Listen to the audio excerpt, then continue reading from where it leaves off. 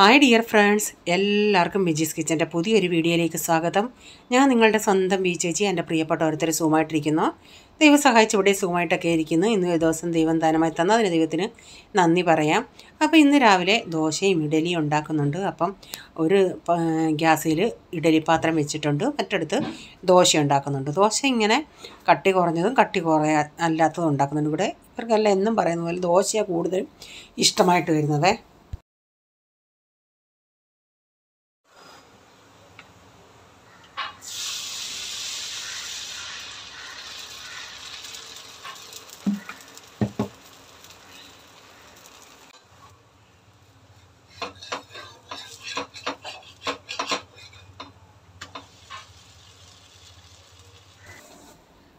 ഇപ്പം ഇച്ചിരി കട്ടിയുള്ളത് ഇപ്പം ഞാൻ ആദ്യം ഉണ്ടാക്കിയത് ഡാഡിക്ക് കൊടുത്തു. ഇപ്പം ഇനിയിപ്പം പോളിനിങ്ങനെ കട്ടി കുറഞ്ഞത് വേണം. അതിപ്പോൾ ചൂടോടാകുമ്പോൾ നല്ല ക്രിസ്പി ആയിട്ടിരിക്കും. റീച്ചാനും അത് തന്നെ, ഫ്രൈസിനും അത് തന്നെ.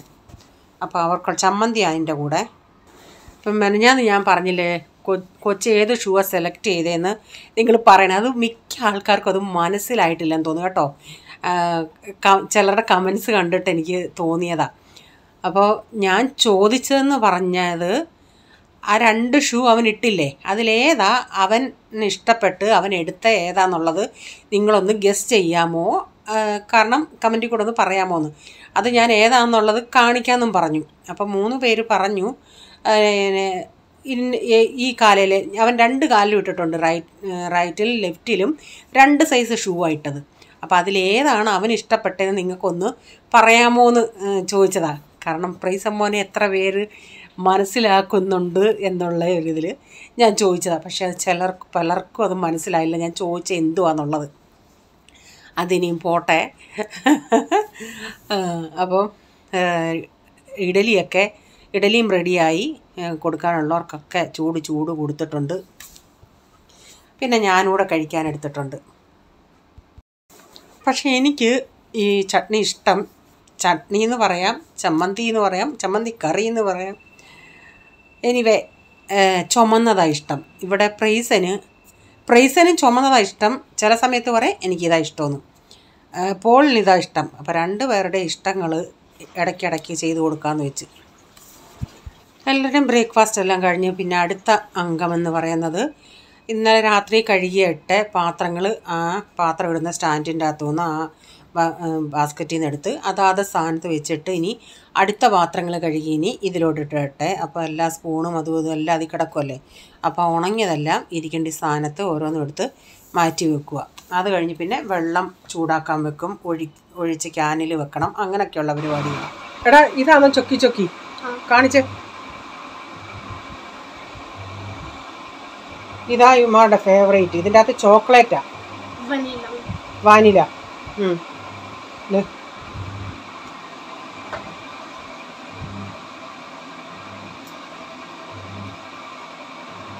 അങ്ങനെ തിന്ന് ഉറിഞ്ചി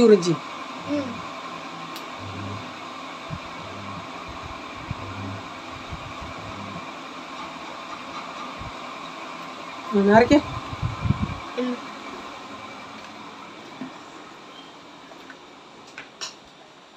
അപ്പച്ചൻ അറിയത്തില്ലെന്ന് തോന്നുന്നത് തിന്നാൻ. ഇങ്ങനെ ഞെക്കി എടുക്കുക അടി താഴേന്ന്.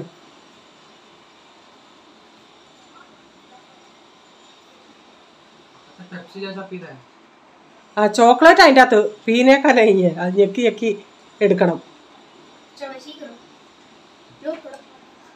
ലൈറ്റ് ഇടും. ആ ചോക്ലേറ്റ് ഇങ്ങോട്ട് കാണിച്ചേ.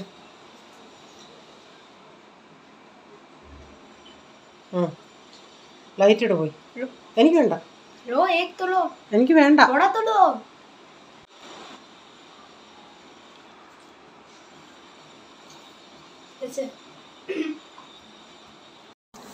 ഡാഡിക്ക് ഇതൊന്നും അറിയത്തില്ല സത്യം പറഞ്ഞാൽ. ഇവന്മാർ പറയുമ്പം ഞാനും നമ്മളെപ്പോഴൊക്കെ അല്ലേ ഇതൊക്കെ കാണുന്നത്. അപ്പം ഡാഡി ഇല്ല ഇന്നാളി പെപ്സി കൊണ്ട് കൊടുത്തണേ അതാണെന്നും പറഞ്ഞു ഡാഡി ഉറിഞ്ച് കുടിച്ചോണ്ടിരിക്കുക. അതിൻ്റെ അകത്ത് ചോക്ലേറ്റ് എടുത്ത് തിന്നാനാണെന്നുള്ളത് പാവത്തിന് അറിയത്തില്ല. ഇവൻ പോള വാങ്ങിച്ചുകൊണ്ട് തന്നെ 5 എണ്ണം കൊണ്ടുവന്ന് അവനാദ്യം ഒന്നേ കൊച്ചിന് കൊടുത്തുള്ളൂ, ഒന്നപ്പച്ചന് കൊടുത്ത് ഒന്നവനെടുത്ത്. അപ്പം ഞാൻ ചെന്ന് നോക്കണ വീണ്ടും കഴിച്ചുകൊണ്ടിരിക്കുന്നത്. അപ്പം ഞാൻ അതിൽ നിന്ന് പറഞ്ഞു കൊടുത്ത് കൊച്ചിന് വീണ്ടും കൊടുത്തതാണ്. തീർന്നിട്ട് ഇട്ട് അതിൽ നിന്നുള്ളതെല്ലാം ഊറ്റിയെടുക്കുക. പുതിയതാണോ? ഒരെണ്ണത്തിന് എത്ര രൂപ? 2 രൂപ. പപ്പ ഇതാളി കൊണ്ടുവന്ന 7 കണ്ടല്ലായിരുന്നോ? അത് ചൊക്കോ ആയിരുന്നു. എന്തൊക്കെയാന്ന് എനിക്കറിയത്തില്ല. അല്ല പപ്പ കൊണ്ടുവന്നത്. ചൊക്കി ചൊക്കോ എന്തൊക്കെ പേരോ എനിക്കിവിടെ കൊണ്ടുവന്നയാ. അപ്പം ഞാൻ പറയാം എനിക്ക് വേണ്ട, പ്രൈസിന് കൊടുത്തത്. പ്രൈസിന് പോള് ഒരെണ്ണേ കൊടുത്തുള്ളായിരുന്നു. എന്നിട്ട് ബാക്കി ഞാൻ അങ്ങോട്ട് ചെന്നാൽ അവരെടുത്ത് കഴിച്ചോണ്ടിരിക്കുന്നു. 2 എടുത്ത്. അപ്പം എനിക്ക് തന്നത് ഞാൻ കൊച്ചിനൊരെണ്ണമല്ല കൊടുത്തു. കൊച്ചാ ഇച്ചിരി മമ്മി തിന്നോന്നും പറഞ്ഞ് ഇച്ചിരി ടേസ്റ്റ് നോക്കാമെന്ന് പറഞ്ഞ് എനിക്ക് തന്നത്. ചോക്ലേറ്റാ.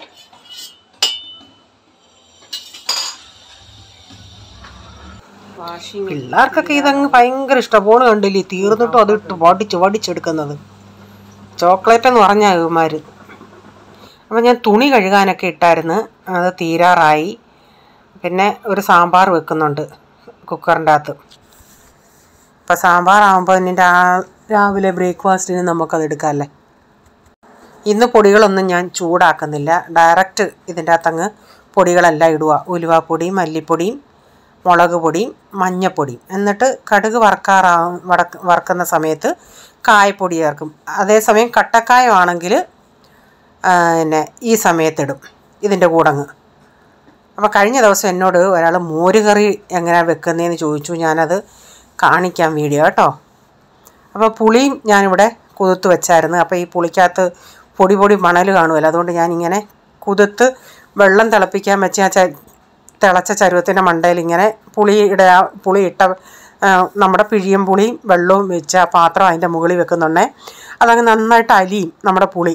അറിയാൻ വയ്യാത്തവരുണ്ടെങ്കിൽ ഞാൻ പറഞ്ഞ ഇപ്പോൾ ചോറങ്ങാണം തിളപ്പിച്ചിട്ടിട്ട് ഇരിക്കുവാണെങ്കിൽ, നമ്മൾ സാമ്പാർ വെക്കുവാണെങ്കിൽ ആ ചോറ് കലത്തിൻ്റെ മണ്ടയിലോട്ട് ഈ പുളി നമ്മൾ ഒഴിച്ച് വെക്കുമല്ലേ, പുളി ഇട്ട് വെക്കുന്ന വെള്ളം ആ പാത്രത്തോടെ അതിൻ്റെ മുകളിൽ വെക്കുവാണെങ്കിൽ ചൂടായിട്ട് അതൊന്ന് നന്നായിട്ട് സോഫ്റ്റ് ആവും. ഇതിപ്പം തിളപ്പിച്ച വെള്ളത്തിന് ആ ചരുവത്തിൻ്റെ മുകളിലോട്ടാണ് ഞാൻ വെച്ചത്.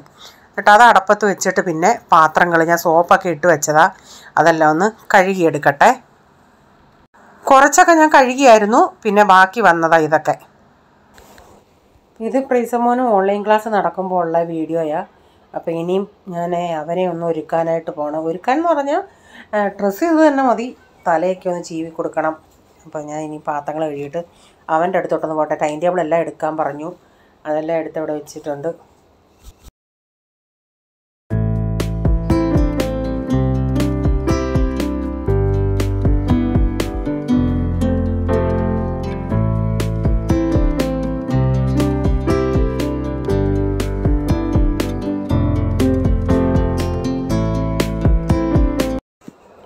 പിന്നെ മീൻ ഇരിപ്പുണ്ടായിരുന്നു, അതൊന്നെടുത്ത് വെള്ളത്തിലോട്ട് ഇട്ടിട്ടുണ്ട്. അതിനിയൊന്ന് വെട്ടി കഴുകിയെടുക്കട്ടെ. കുഞ്ഞയലയാണ്.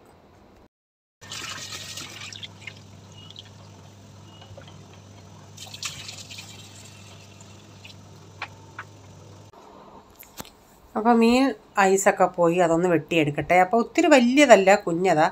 അപ്പോൾ അത് ഞാൻ ചിന്തിച്ച് ഇങ്ങനെ തലയോടുകൂടി എടുത്തിട്ട് പീസാക്കുന്നില്ല, മുഴുവനെ ഇട്ട് ഒത്തിരി ചാറാക്കാതെ ഇച്ചിരി വറ്റിച്ചതുപോലെ എടുക്കാമെന്ന്.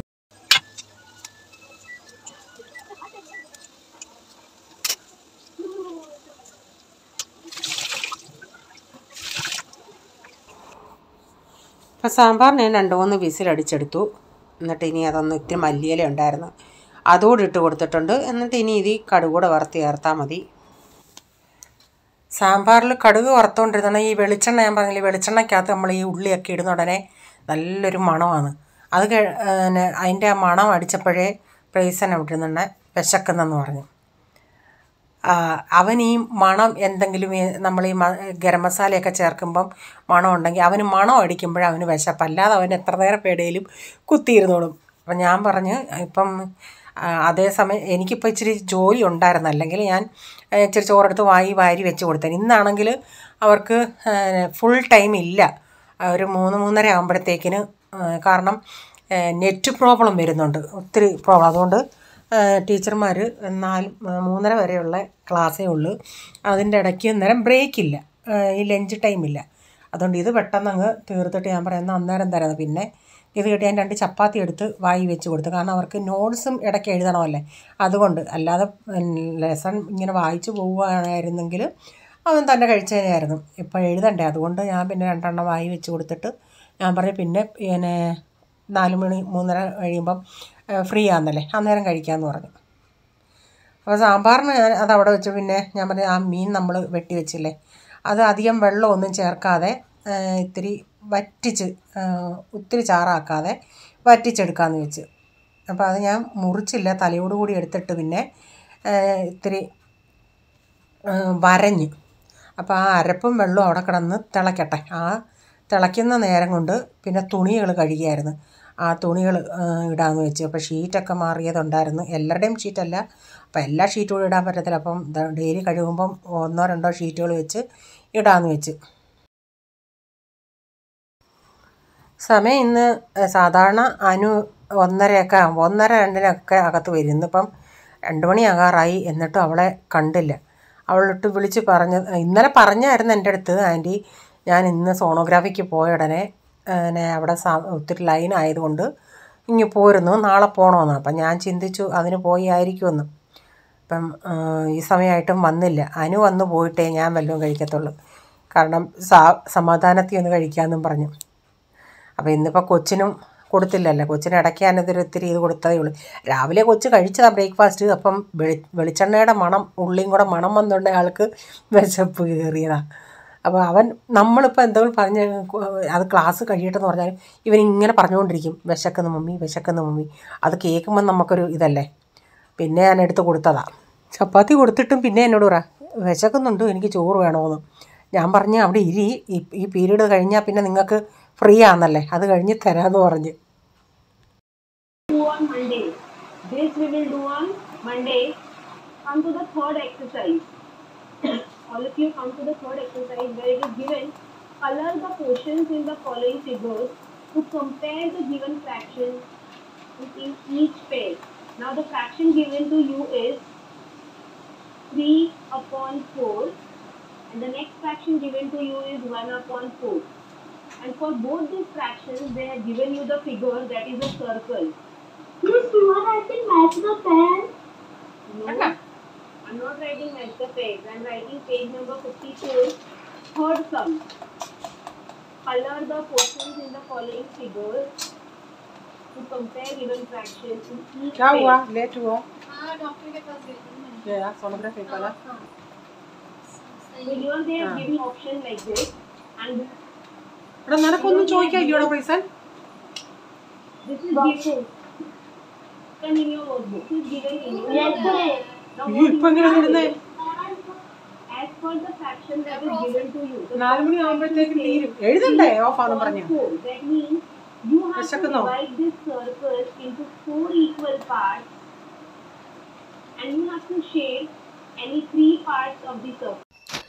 5 മാസം പ്രഗ്നൻ്റായ ഒരു പെണ്ണാ കയറി വന്നത്. ദൈവമേ, അത് എന്തെല്ലാം ജോലികളാണ് ചെയ്യുന്നത്. തുടയ്ക്കുന്നതൊക്കെ കണ്ടാൽ എനിക്ക് തന്നെ ചിലപ്പം വിഷമം വരും. അവൾ പറയുന്ന എനിക്കൊരു പ്രശ്നവും ഇല്ല, ആദ്യത്തെ 2 പിള്ളേരുടെ സമയത്തും ഒരു പ്രശ്നവും ഇല്ലായിരുന്നു, എല്ലാ ജോലികളും ചെയ്യുമായിരുന്നു, എത്ര ഓടി നടന്ന് ചെയ്യുന്നതെന്നറിയാമോ. അങ്ങനെ 5 മാസത്തിന് അങ്ങനെ വയറും എടുത്ത് കാണാനൊന്നുമില്ല. അപ്പോൾ സോണോഗ്രാഫിക്ക് പോയായിരുന്നു പറയുന്നു, പോയിട്ട് വന്നയാണ്. കഴിഞ്ഞ ദിവസം അവൾ പറയുമായിരുന്നു, ആൻറ്റി എനിക്ക് എപ്പോഴും അങ്ങ് ഛർദി കോൾഡ്, അതായത് ഛർദി എന്ന് പറയും കോൾഡാണ്, എനിക്ക് നേരത്തെ ഒന്നും ഇങ്ങനെ ഒരു കുഴപ്പമേ ഇല്ലായിരുന്നു, ഇപ്പോഴാണ്. ഞാൻ പറഞ്ഞ് നീ ഡോക്ടറെ അടുത്ത് പറഞ്ഞോ എന്ന് ചോദിച്ചു. ഞാൻ പറഞ്ഞ് അധികം മെഡിസിനൊന്നും നീ അതിന് വേണ്ടി കഴിക്കണ്ട, അതങ്ങ് മാറും. കാരണം എപ്പോഴും നീ വെള്ളത്തിൽ ഞാൻ പറഞ്ഞ് ഒത്തിരി സൂക്ഷിക്കണം. നേരത്തെ ആണെങ്കിലും മഴയാണെങ്കിൽ ഫുൾ മഴ നനഞ്ഞുകൊണ്ടല്ലേ അവൾ വരുന്നത്. ഞാൻ പറഞ്ഞ് ഇത്തിരി നീ സൂക്ഷിക്കുക.